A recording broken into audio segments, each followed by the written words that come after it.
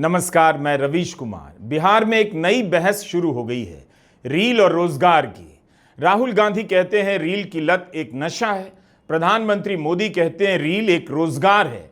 NDA ने data सस्ता किया, इसलिए बिहार का युवा भी रील बनाकर कमाई कर रहा है। इससे दुखद और अफसोसनाक बयान कुछ नहीं हो सकता।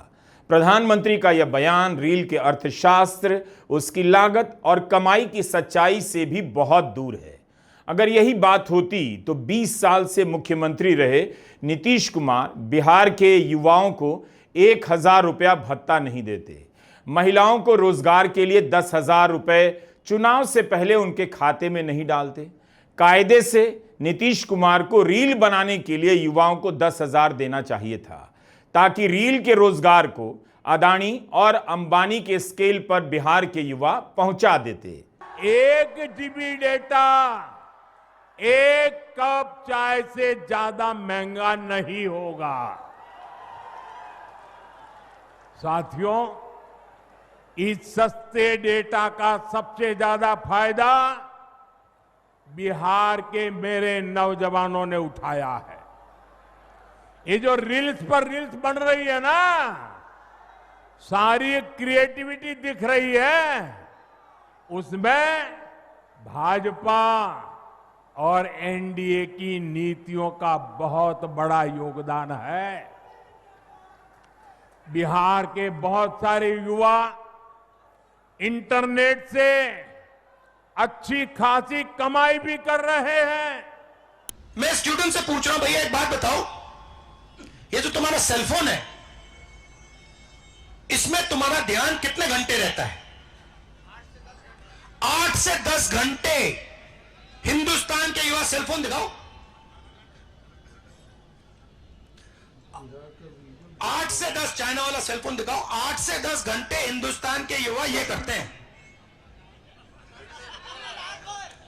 ये कर रहे हैं रात भर 24 घंटा यही करते हैं। मतलब ये नशा नहीं हुआ क्या? ये 21वीं सदी का नशा है और क्या है? ये सबसे खतरनाक नशा है।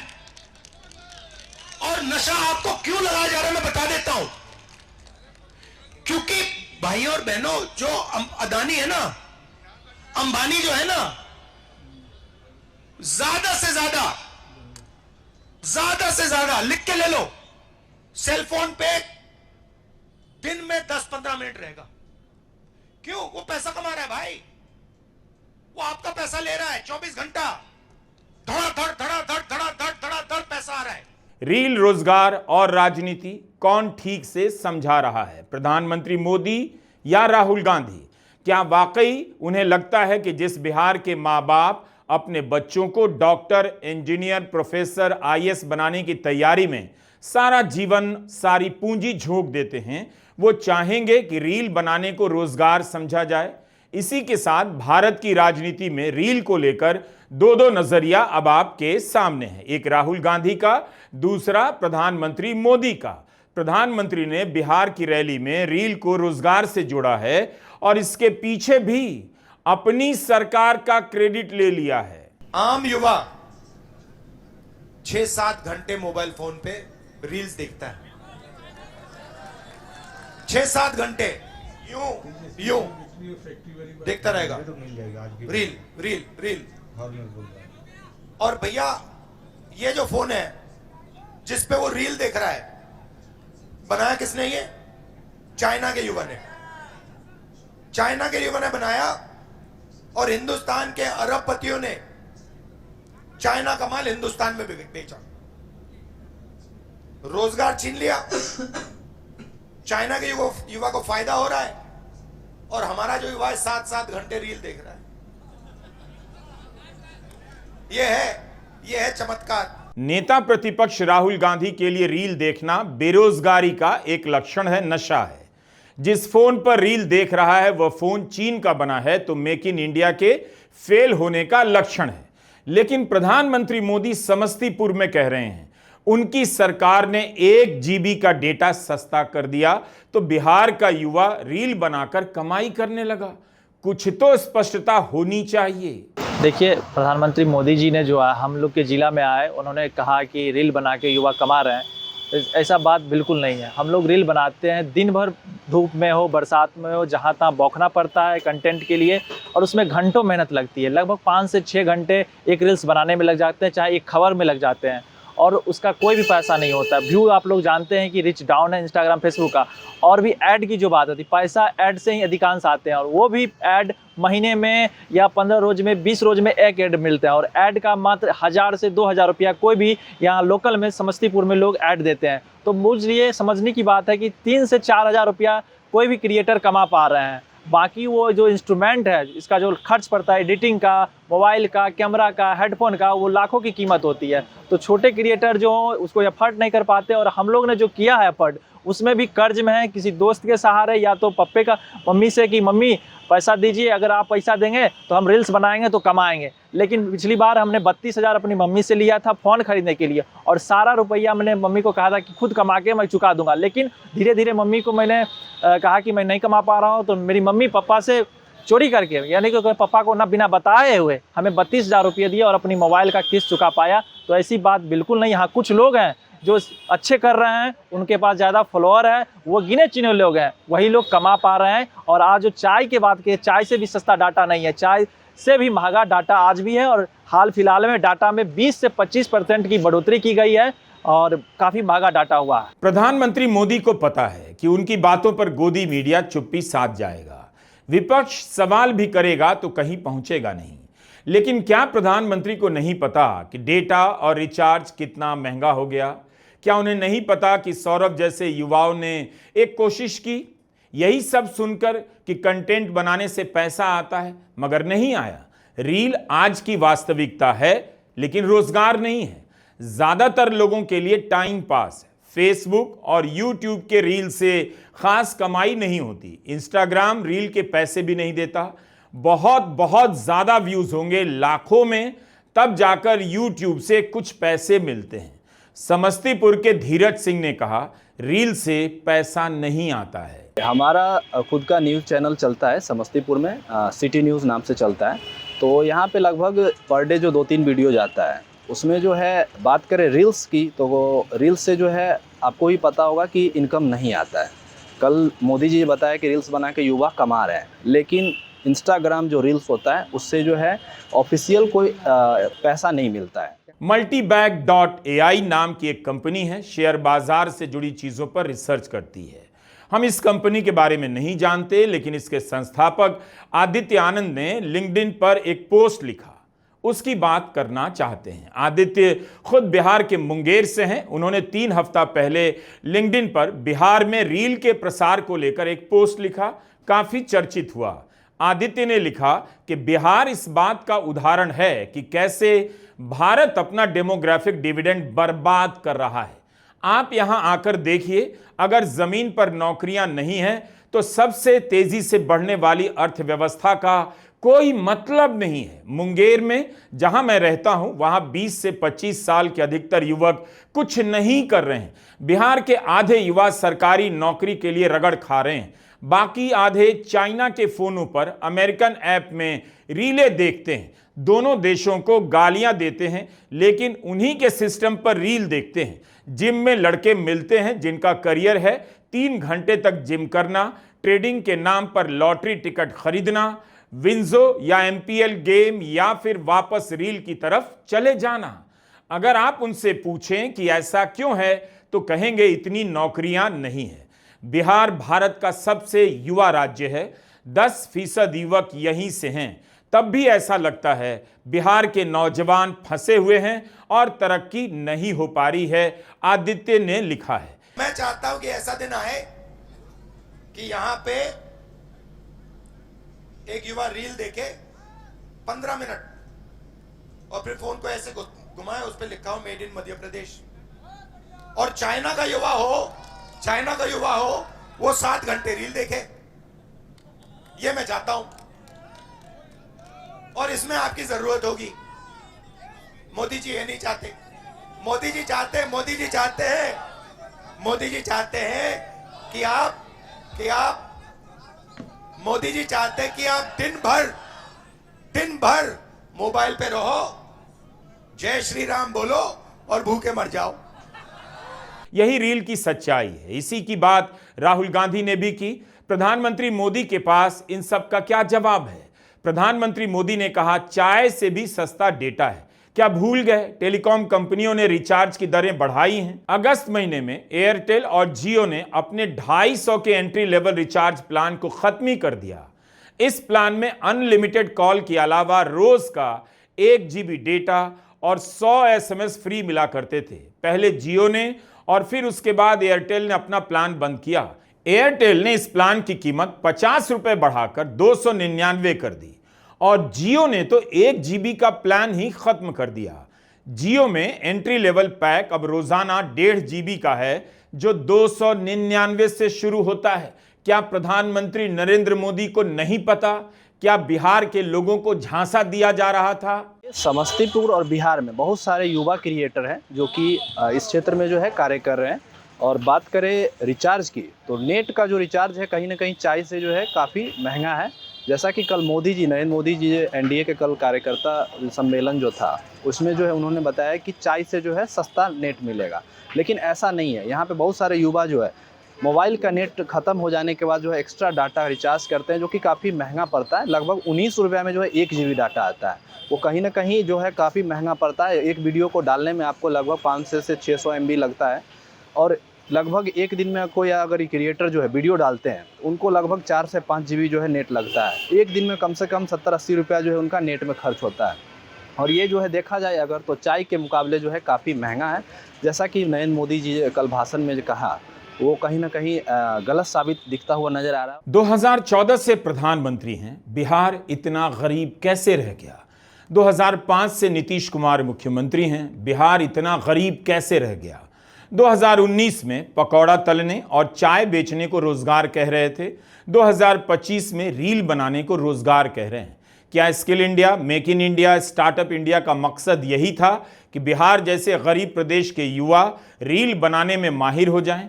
क्या रिजल्ट निकला skill India, make in India का? कब तक बिहार की चुनावी सभाओं में कभी जंगल राज तो कभी रील रोजगार के नाम पर, कभी परिवारवाद के नाम पर बिहार को भटकाया जाता रहेगा? जो लोग सबसे अच्छी सरकार चलाने का दावा करते हैं और अनुभवी भी हैं, उनकी ऐसी हालत क्यों है? पटना के इन कमरों में आइए, बिहार की जवानी किस अंधेरे में साधना कर रही है। इसकी मेहनत देखकर कोई भी हैरान रह जाए। लेकिन क्या ऐसे मेहनती युवाओं के साथ यह छल नहीं कि भारत के प्रधानमंत्री मोदी रील को रोजगार से जोड़ रहे हैं? उनके डेटा सस्ता कर देने से क्या इस युवा का कुछ भला हुआ? डेटा भी तो सस्ता नहीं हुआ। कई साल से महंगाई से जूझ रहे परिवारों को डेटा सस्ता होने का कौन सा रिकॉर्ड प्रधानमंत्री मोदी दिखा रहे हैं? जिस समय बिहार के ये युवा प्रधानमंत्री से नौकरी पर कुछ ठोस सुनना चाहते हैं, उसी समय प्रधानमंत्री उनसे कहते हैं रील बनाना सस्ता हो गया, बिहार के युवा कमाई कर रहे हैं। उन्होंने यह नहीं कहा कि 2014 के बाद से उनकी केंद्र सरकार और 2005 के बाद से बिहार में एनडीए की सरकार ने किस जिले के कॉलेज को चमका दिया कि युवा वहां से पढ़कर निकले तो स्टीफेंस और हिंदू वाले भी शर्मा जाएं। कम से कम समस्तीपुर और बेगूसराय के किसी कॉलेज का ही उदाहरण दे देते, जहां से उनके 2 केंद्रीय मंत्री हैं। अक्टूबर 2017 में नीतीश कुमार ने प्रधानमंत्री मोदी से कहा पटना यूनिवर्सिटी को सेंट्रल यूनिवर्सिटी का दर्जा दीजिए। वहीं पर प्रधानमंत्री ने नकार दिया। इंस्टीट्यूट ऑफ एमिनेंस का सपना दिखाने लगे। तो अब इंस्टीट्यूट ऑफ एमिनेंस का मॉडल दिखाइए। आज 17 से 25 हो गया। पटना यूनिवर्सिटी की क्या सच्चाई है यह भी बताइए। पटना वाले तो जानते हैं, लेकिन जाति के कारण पटना यूनिवर्सिटी की हालत पर चिल्ला चिल्ला कर कभी नहीं बोलेंगे। हम लोग संसद में थे तो न जाने कितनी बार हम लोगों ने मांग किया था कि पटना विश्वविद्यालय को केंद्रीय विश्वविद्यालय बनाए।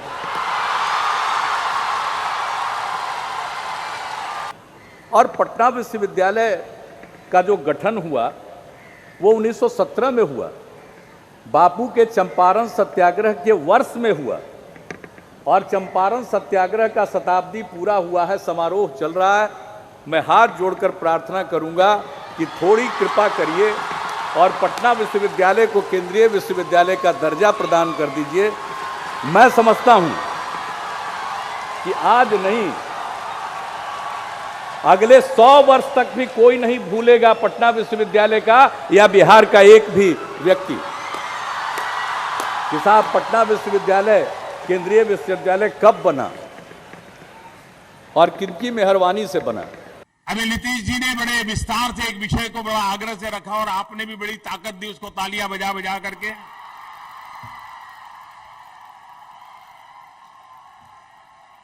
लेकिन मैं मानता हूं एक केंद्रीय यूनिवर्सिटी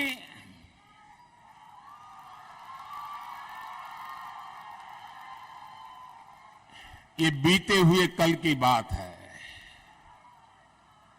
कभी तो प्रधानमंत्री मोदी के भाषणों को सुना कीजिए, पूछा कीजिए कि इन बातों का तब क्या कोई मतलब था, आज क्या कुछ भी मतलब है। अगर रील ही रोजगार है तब प्रधानमंत्री को भी राजनीति छोड़कर रील बनाना चाहिए। एक बात ध्यान में रखने की है, सोशल मीडिया में कंटेंट क्रिएशन एक अर्थव्यवस्था का रूप लेता जा रहा है, लेकिन वह सरकार के कारण नहीं है। गूगल और इंस्टाग्राम ने जो इकोनॉमी पैदा की है या फेसबुक ने या एक्स ने, वह मोदी सरकार की देन नहीं है, बल्कि सरकार ने तो कंटेंट क्रिएटरों पर बंदिश लगाने के लिए तरह तरह के नियम अधिकारियों को सौंप दिए हैं। यूट्यूबर लोग इसलिए बनने के लिए मजबूर हैं क्योंकि गोदी मीडिया ने सच दिखाना बंद कर दिया, पत्रकारिता का गला घोंट दिया गया। इससे बेचैन होकर लड़कों ने YouTube पर वीडियो बनाना शुरू कर दिया, लेकिन यूट्यूबर पर भी खतरे बढ़ते जा रहे हैं। अभी अभी स्क्रोल में अरविंद गुणाशेखर की एक रिपोर्ट आई है कि 2021 इंफॉर्मेशन टेक्नोलॉजी रूल्स में बदलाव किए गए हैं। अब DIG और संयुक्त सचिव रैंक का या फिर कोई सीनियर अधिकारी आदेश देकर कुछ भी कंटेंट हटवा सकता है। उन्हें डिटेल में कारण देने होंगे। पहले नियम था कि सरकार की उचित एजेंसी किसी सोशल मीडिया प्लेटफॉर्म को कंटेंट हटाने के लिए कह सकती है। ट्विटर, जो अब एक्स कहलाता है, उसने पुराने नियमों को कर्नाटक हाईकोर्ट में चुनौती दी। कहा कि ठोस कारण भी नहीं बताए जाते, कंटेंट यानी वीडियो या पोस्ट हटाने के आदेश जारी कर दिए जाते हैं। एक्स ने इसका विरोध किया है और अब इसे लेकर सुप्रीम कोर्ट जाने वाली है। इसी बीच सरकार ने अपने नियमों में संशोधन कर दिया है। जाहिर है ऐसी बंदिशों के बीच कंटेंट क्रिएशन की इकोनॉमी भी फल फूल नहीं सकती, और अगर किसी रूप में फल फूल रही है तो इसमें सरकार का कोई रोल नहीं। बस उसकी यही मेहरबानी है कि जो वीडियो आप देख रहे हैं किसी अधिकारी के आदेश से हटाया नहीं गया है, वरना हर किसी पर वीडियो डिलीट या चैनल डिलीट करने की तलवार लटकी रहती है। इसलिए बिहार में प्रधानमंत्री मोदी ने जो कहा उसका बचाव कंटेंट क्रिएशन की अर्थव्यवस्था के आंकड़ों से नहीं किया जा सकता। बिहार के संदर्भ में मामला ऐसा है भी नहीं। अगर ऐसा है भी तब भी IT मंत्री को बताना चाहिए कि बिहार में कितने युवा हैं जो रील से कमा रहे हैं, जिनकी कमाई 20,000 से ज्यादा है। कुछ लोग जरूर कमा रहे हैं, लेकिन उनकी संख्या बहुत छोटी है। प्रधानमंत्री मोदी का यह बयान उस बिहार की सामाजिक आर्थिक वास्तविकता से बहुत दूर है, जहां आज भी 98% लोगों के पास लैपटॉप या कंप्यूटर नहीं है। 13 करोड़ की आबादी में करीब 18 लाख ही ऐसे होंगे जिनके पास लैपटॉप है, इंटरनेट से जुड़ा हुआ है। अनुसूचित जाति, जनजाति और अत्यंत पिछड़ा वर्ग में 1% से भी कम लोगों के पास कंप्यूटर और लैपटॉप है। यह बिहार सरकार का आधिकारिक आंकड़ा है। बिहार में लोगों के पास मोबाइल फोन तो हैं, वह भी कोविड के कारण मजबूरी में घर घर पहुंचा, क्योंकि स्कूल कॉलेज बंद हुए, पढ़ाई का नुकसान हो रहा था। लेकिन केवल डेटा से डिजिटल नहीं हो जाता, कंप्यूटर लैपटॉप खरीदने की भी क्षमता होनी चाहिए। भाजपा NDA सरकार की वजह से आज डेटा भी बहुत सस्ता हो गया है। इस वजह से बिहार में युवाओं को कंटेंट क्रिएशन का नया मार्केट मिला है। आज बिहार में मोबाइल, ये प्रकाश हर कोई देख रहा है।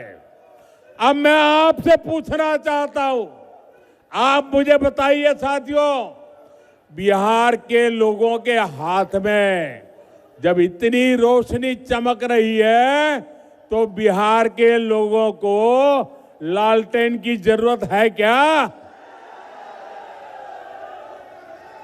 यह सुनकर साफ हो जाता है कि प्रधानमंत्री के पास बिहार के युवाओं से बात करने के लिए कुछ नहीं है। डेटा सस्ता होने की बात कह दी, लेकिन यह नहीं बताया कि बिहार में इंटरनेट की कितनी पहुंच है।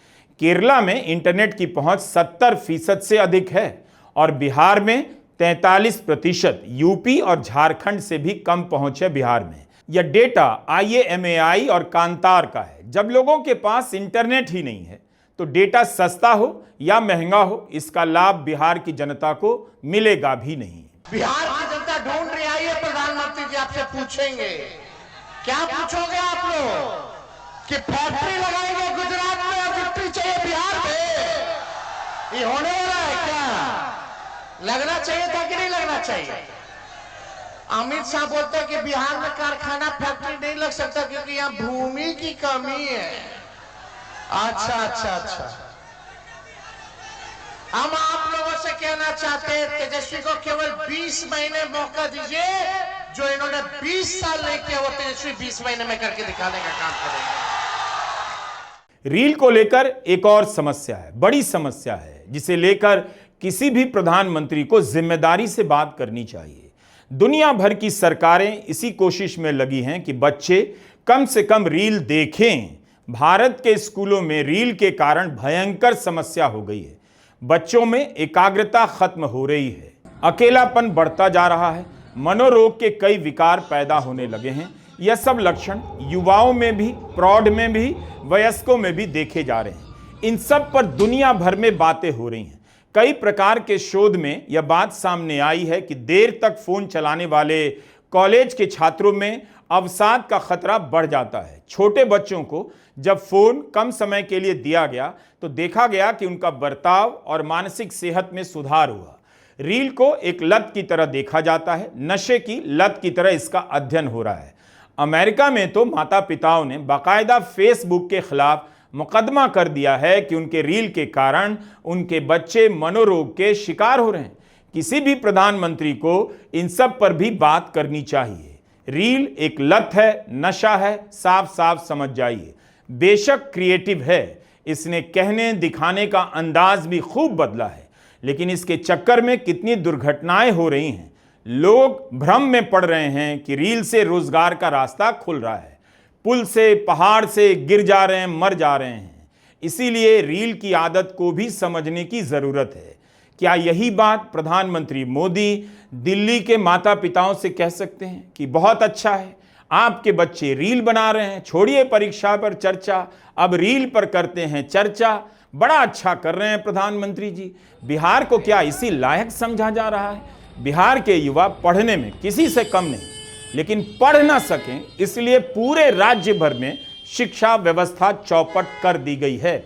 अगर शिक्षा 20 साल के सुशासन में दिखाने लायक भी नहीं हो सकी तो किसी नेता को और कितने साल दिए जाने चाहिए?